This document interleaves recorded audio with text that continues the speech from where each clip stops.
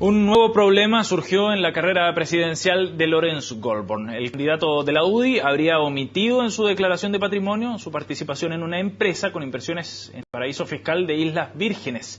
Desde su comando anuncian ya que el precandidato habría declarado a través de una sociedad madre. Pero ¿es legal ese procedimiento, esa declaración? ¿Cómo funcionan estos paraísos fiscales? Vamos a conversar sobre este tema. Para eso nos acompaña Carolina Venegas, abogada y directora del Departamento de Derecho Económico de la Universidad Central. Gracias por estar con nosotros, abogada. Bienvenida. Muchas gracias a ustedes. Buenas tardes. Abogada, cuando uno aborda este tema, además de la arista política, hay una arista técnica que es bien interesante de aclarar, creo yo, y tiene que ver precisamente con cómo operan estos paraísos fiscales y cuáles son los beneficios de llevar los recursos a uno de estos lugares. ¿Por qué son tan atractivos estos países, estos paraísos fiscales? Ya. Mira, primero aclarar que más que técnico es la mirada jurídica del problema. Jurídicamente, los paraísos fiscales son territorios o estados que establecen regímenes tributarios preferenciales para quienes tienen la calidad de no residentes en esos estados. De manera entonces que estos beneficios se van a traducir normalmente en exenciones tributarias o bien en directamente no pagar impuestos. Perfecto. Ahora, la Organización para Cooperación y Desarrollo Económico, la OCDE, a la cual Chile pertenece hoy día desde el año 2010, ha establecido una serie de circunstancias o requisitos que debieran concurrir para que estemos frente a un paraíso fiscal. Perfecto. Porque las legislaciones internas en general no definen, ¿verdad?, la situación de los paraísos fiscales. Claro. Por lo tanto, nosotros tenemos que irnos a revisar las normas de organismos internacionales, como ocurre en este caso con la OCDE. ¿Y qué dice la OCDE sobre los paraísos fiscales? La OCDE ha señalado que estaríamos frente a un paraíso fiscal cuando en ese país, en ese estado, no se han establecido impuestos directos para los no residentes, o bien esos impuestos directos son solo de carácter nominal. En segundo lugar, cuando en esos países hay mucha falta de transparencia en la información. Es muy frecuente, por ejemplo, que los países son considerados paraísos fiscales, la posibilidad que tienen las personas, los no residentes, de adquirir acciones al portador. O de que el representante legal de esas sociedades en esos países sea un representante legal residente, de manera que los directores o representantes de esas sociedades permanecen ocultos, o sea, no es posible que haya una información pública, claro, a la cual puedan tener acceso a las personas para recabar esa información. Entonces, uno tuviera una gran cantidad de dinero, ¿qué razones me motivarían a mí en ese caso a llevar mis platas a un paraíso fiscal? Sí, mira, originalmente los paraísos fiscales fueron países muy activos para el ocultamiento de bienes. Me refiero, por ejemplo, a personas que desarrollaban actividades de narcotráfico, claro, lavado de dinero, terrorismo. Y el primer llamado de atención de la OCDE para transparentar precisamente estos patrimonios fue un acuerdo de carácter internacional de los países de las Naciones Unidas, en el sentido de que había que denunciar todos estos delitos que se consideran, entre otras cosas, delitos de humanidad o de lesa humanidad. Perfecto. De manera entonces que ese es el primer propósito de la OCDE. Pero enseguida nos encontramos también que personas que, sin tener la calidad de narcotraficantes, sin pretender lavar dinero, claro, empiezan a aprovechar las franquicias y los beneficios que estos paraísos tributarios, ¿verdad?, les ofrecen, con la finalidad no ya de ocultar bienes, sino que con la finalidad de aumentar la rentabilidad de sus negocios por la vía de disminuir la carga tributaria, o sea, exclusivamente por las exenciones que esos países les ofrecen. Ahora, si tú me preguntas, bueno, ¿y cuál es el interés de estas economías, claro, de estos países que van a quedar en una lista negra, calificados como con una mala reputación, lo que entre otras cosas va a impedir que otros países puedan suscribir con ellos acuerdos de doble tributación internacional, lo que hoy día resulta ser bastante importante para los países, para las economías globalizadas? El gran atractivo es que se trata generalmente de economías muy pequeñas, con muy poca población, pero que recaudan más o menos la cuarta parte de los recursos privados en el mundo. Perfecto. O sea, ellos logran, ¿verdad?, ser atractivos en tal sentido. Claro. ¿Ah? Es un imán para los recursos y las grandes personas. Absolutamente. O sea, de esa manera estos países logran aumentar sus PIB. Entonces, desde el punto de vista de las motivaciones que tendría alguien para ir dinero allá, estamos hablando de motivaciones más que de negocio, de punto de vista impositivo, como decía esto, legales, ¿no? Claro. De tributarios, podríamos Exactamente. decir. O sea, básicamente la expresión paraísos fiscales o espacios preferentes de tributación está reservado para el ámbito tributario. Pero es un mecanismo legal, en definitiva, para tratar de rebajar la carga tributaria sobre los recursos. O sea, a ver, estamos en el ámbito del concierto internacional. Sí. La OCDE no es un organismo, ¿verdad?, que facilite directamente ni siquiera la suscripción de acuerdos de libre comercio, pero indudablemente pertenecer a este organismo, lo que implica cumplir con todas las reglas que éste impone, le da a ese país una calidad distinta desde el punto de vista de la calificación de riesgo, por ejemplo, que tendría un país que no pertenece a la OCDE. Correcto. ¿Te fijas? Entonces, hay que adecuarse para pertenecer a este organismo, para competir, ¿verdad?, en los mercados internacionales a ciertas prácticas o normas, pero como ocurre en general con los tratados internacionales o con las normas impuestas por estos organismos, no existe, ¿verdad?, como en el derecho interno, una norma que sancione las prácticas contrarias, ¿verdad?, claro. a esos acuerdos. Ahora, si tú me preguntas en el ámbito de la legislación interna... Eso le iba a preguntar. Claro. ¿Cómo se compatibilizan ambas cosas con la legislación que tenemos acá en Chile? Claro.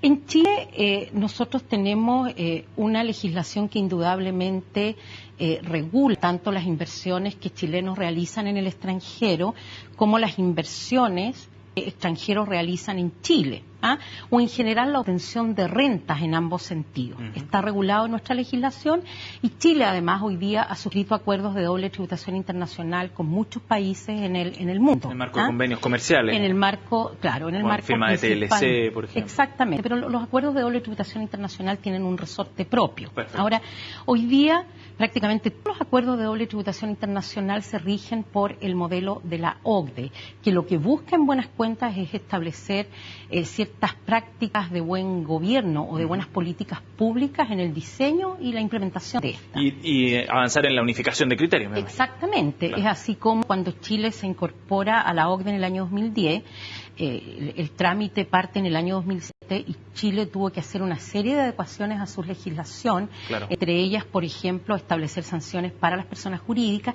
y descorrer el secreto bancario en el ámbito impositivo, porque de otra forma Chile iba a quedar en las denominadas listas negras. Sí. Entonces, indudablemente que la incorporación de Chile como miembro a la OCDE ha implicado una serie de modificaciones para no ser calificado como paraíso fiscal y entre esas modificaciones, ¿verdad?, ha implicado cambios en su legislación interna. Pero si tú me preguntas derechamente, el hecho de que una persona lleve sus recursos y los invierta en un denominado paraíso fiscal, si eso representa per se una ilegalidad en Chile, no. Perfecto. En Chile no hay tipos Es importante penales aclarar que eso. lo sancionen directamente, pero sí indudablemente que yo sé que si el día de mañana llevo, ¿verdad?, mis inversiones, constituyo una sociedad en un paraíso fiscal, yo no me voy a poder acoger a un tratado de doble tributación, lo que implicaría en principio que yo tendría que tributar en dos estados. Claro. Pero resulta que si estoy en un paraíso fiscal, voy a tributar solo en un estado, claro, pero en el evento de que yo me trajera las utilidades a Chile. Perfecto. O sea, mientras esas utilidades, ¿verdad?, yo no me las traiga, no voy a tributar. Si permanecen en esas utilidades o esos dineros permanecen en las Islas Vírgenes, en este caso, no tributan acá en Chile. Claro, por decirlo, Tributan al entrar. Claro, ¿no? es un poco más complejo, la verdad, pero es muy fácil ocultar la generación de esas utilidades en ese país, porque como no existen, por una parte, mecanismos de intercambio entre esos estados, entre Claro. el Estado, ¿verdad?, el paraíso fiscal y Chile en este caso, va a ser muy difícil que el Servicio de Impuestos Internos chileno pueda tener acceso a esa información. Y por otro lado, ¿verdad?, yo podría perfectamente mantener esas utilidades en el extranjero durante mucho tiempo o triangularlas, ¿verdad?, a través de otros paraísos fiscales, de manera que en algún algún minuto eventualmente pudieran llegar a Chile esos dineros sin haber tributado. Sin tributar, claro. Ahora, en el marco de la legislación sobre declaraciones de intereses, la ley 20.088, si no me equivoco, ¿no? Sí. ¿Cuáles son las obligaciones que tendría un funcionario público en términos de declaraciones? Porque la explicación que da Lawrence Goldborn es que él declaró sus intereses en un primer nivel y que no era necesario hacerlo en un segundo nivel, como sería el caso de Sanford, que es la empresa cuestionada que está en Islas Vírgenes Británicas, porque pertenecería precisamente a este segundo nivel. ¿Es correcto aquello? Mira, la ley 20.088, que es del año 2006, modificó la ley de bases generales de la Administración del Estado, imponiendo la obligación de declarar no solo, ¿verdad?, los intereses de ser funcionarios públicos, sino que también sus patrimonios. ¿Ah? Y dentro de las reglas legales en materia de declaración de patrimonio, el legislador, en relación con participaciones en comunidades o en sociedades, obliga, ¿verdad?, a ciertos funcionarios públicos, entre los que se encuentran ministros, ¿verdad?, parlamentarios, etcétera, los obliga a efectuar las participaciones que ellos tengan tanto en sociedades chilenas como extranjeras. Perfecto. Pero la ley nada más señala al respecto. Ahora, a nosotros nos han enseñado, ¿verdad?, que cuando la ley no explicita nada más, nosotros debemos entender esto en un sentido amplio. En el más amplio posible y no en el más acotado. Y no en el más acotado, ¿verdad? Pero en este caso en concreto, esta ley tiene un reglamento y los reglamentos vienen precisamente a precisar aún más el contenido de las leyes. Y cuando uno revisa el reglamento que regula esta ley 20.088, uno se encuentra con una norma y en el artículo 6 que establece que estas personas, ¿verdad?, que deben efectuar estas declaraciones de patrimonio, están obligadas a informar respecto de sus participaciones tanto en sociedades nacionales como extranjeras, y aclara luego, ya sea que la participación del declarante sea en la administración o en el capital, y ya sea que haya concurrido por sí o a través de personas relacionadas. Perfecto. Esa es la expresión que utiliza el reglamento y que complementa el sentido de la ley. De manera que tenemos una norma que obligaría a buenas cuentas a haber efectuado una declaración en tal sentido. Por ende, en el caso de Lawrence Goldborn, cuando asume como ministro, ¿sí debería haber incorporado esta declaración? Si nosotros conciliamos ambas disposiciones, yo entiendo que sí, que debió haberlo hecho, porque en rigor la participación que tiene la sociedad chilena, ¿verdad?, en esta sociedad que está constituida en las Islas Vírgenes, claro, genera entre ellos lo que la ley denomina personas relacionadas. E indudablemente, ¿verdad?, son personas relacionadas que hay un socio, que es Lawrence Goldborn, que participa, ¿verdad?, directamente en una sociedad, que es la sociedad chilena, pero indirectamente, o sea, a través de la persona relacionada, que es la sociedad chilena, en esta sociedad que está constituida en un paraíso fiscal. Así que, desde mi punto de vista, yo entiendo que debió haberse efectuado esa declaración. ¿Ah? Y la ley sanciona, ¿verdad?, las omisiones en que se incurren esas declaraciones de patrimonio. ¿Y qué es lo que busca velar precisamente el que se incorporen estas empresas o estas declaraciones, digamos, o relaciones de segundo nivel en estas declaraciones personales? ¿Qué es lo que se busca velar? O sea, lo que busca el legislador, obviamente, al establecer estas normas de transparencia, es conocer cuál es el patrimonio con el que contaba, ¿verdad?, una persona que va a ocupar un cargo de importancia en el ámbito público, del servicio público, cuál era su patrimonio al tiempo de ingreso y cuál es el patrimonio que tiene cuando termina el ejercicio de ese cargo, con el objeto, ¿verdad?, de que exista una total transparencia respecto en el sentido de que él solo ha estado durante este periodo recibiendo ingresos por empeño de su cargo como funcionario público. Ahora, si uno mira, esta es una información que yo obtuve a través de la prensa, sí, no la conozco de otra manera, pero si uno mira los capitales o el capital con el que se constituyó esta sociedad Sanford, sí, es una sociedad que tiene un capital bastante pequeño, o sea, desde el punto de vista de la omisión, ¿verdad?, no tiene una gran relevancia, aun cuando la ley no hace distinciones, ¿verdad?, en cuanto al monto de esos capitales para los efectos de establecer si hubo una omisión. Aun cuando estamos hablando de 1.400 millones de pesos. Me pareció que era menos, perdón, no, es importante entonces, no, desde ese punto de vista es importante. Es que eso es lo que entendía, por lo menos, había concurrido con 1.400 millones Sanford al menos, por eso me importa aclarar el punto del monto, digamos, por entender cuándo es, digamos, más interesante desde el punto de vista del monto involucrado recurrir a una isla o a un paraíso fiscal. Mira, son dos cosas distintas, o sea, indudablemente que si tú lo miras desde el punto de vista de la creación de sociedades o de inversiones en paraísos fiscales, un mayor patrimonio, un mayor capital probablemente me va a redituar mayores utilidades. Ahora eso es bien discutible porque va a depender, ¿verdad?, del tiempo en que tú te demores en generar esas utilidades, claro, considerando las inversiones que vas a realizar, porque eso es todo pérdida tributaria durante el primer tiempo. Pero estamos hablando de esas cifras y mirado desde el punto de vista, ¿verdad?, de las normas de transparencia que establece la Ley de Bases Generales de la Administración del Estado, indudablemente que eso sí tiene importancia. Ahora, uno de los temas que se ha discutido en torno al caso de Sanford, y la relación con estos paraísos fiscales es si es que aquí hay una ilegalidad al momento de llevar estos recursos afuera. Yo ahí haría la distinción quizás entre la evasión y la elusión, ¿no? Claro. Son conceptos distintos. La elusión no es un delito, ¿no? Claro.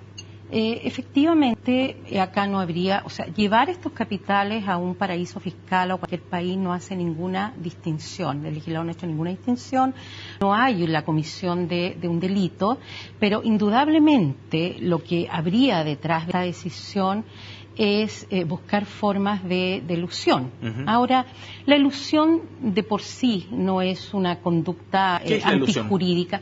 Eludir, el diccionario de la Real Academia de la Lengua lo define como evitar algo con astucia. Perfecto. Y la Corte Suprema chilena se pronunció en un fallo hace algunos años sobre el concepto de elusión y tomó precisamente la definición de la RAE a señalar que hay una diferencia muy importante entre el concepto de evasión, que de por sí, ¿verdad?, constituye la comisión de un delito, y la elusión, que no tiene que necesariamente ser antijurídica, porque el contribuyente puede, de acuerdo a nuestra legislación, decidir legítimamente cuál es la carga tributaria en la medida en que concurra las herramientas legales que le franquea la ley y pagar esos impuestos y no lo que estime el Servicio de Impuestos Internos, que fue la declaración que hizo en este fallo la Corte Suprema. Claro. Ahora, lo que hace nuestra legislación, sin embargo, es ir cerrando espacios a la elusión. Perfecto. Porque lo que al fisco le interesa es recaudar. Lo máximo y por posible, lo demás,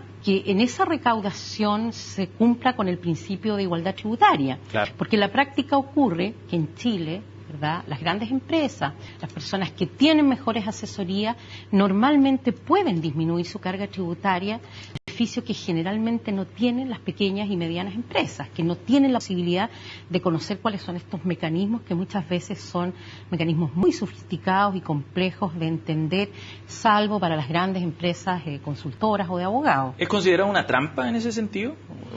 O más bien, como se apela a la astucia según la RAE, es ser un poco pillos, podríamos decir. Claro, en el fondo, en buen chileno podríamos sostener eso, pero teniendo el cuidado de que en ciertos casos esa conducta elusiva sí va a ser calificada como antijurídica, pero no en el ámbito penal, sino en el ámbito civil o contravencional. Es decir, yo realizo una determinada conducta, el legislador le otorga facultades al Servicio de Impuestos Internos para cobrar impuestos, no obstante que yo haya simulado, por ejemplo, el precio en un contrato. Claro. Y en tal caso, ¿verdad?, el contrato va a quedar firme, pero el servicio va a lograr su propósito, que es cobrar un impuesto. Tributo. O sea, nosotros nos encontramos con una serie de normas de carácter antielusivo, en tal sentido, o normas de control. Abogada Venegas, le agradecemos su presencia acá en CNN Chile. Es una mirada realmente clarificadora desde el punto de vista jurídico para un tema que tiene retes políticos, por cierto, pero que de todas formas necesita de ciertas aclaraciones, ¿no?, y de ciertas especificaciones. Así que le agradecemos muchísimo su presencia. Muchas gracias a ti. Adiós. Luego de esta entrevista los invitamos a una pausa. Pronto estamos de regreso aquí con más información en CNN Chile.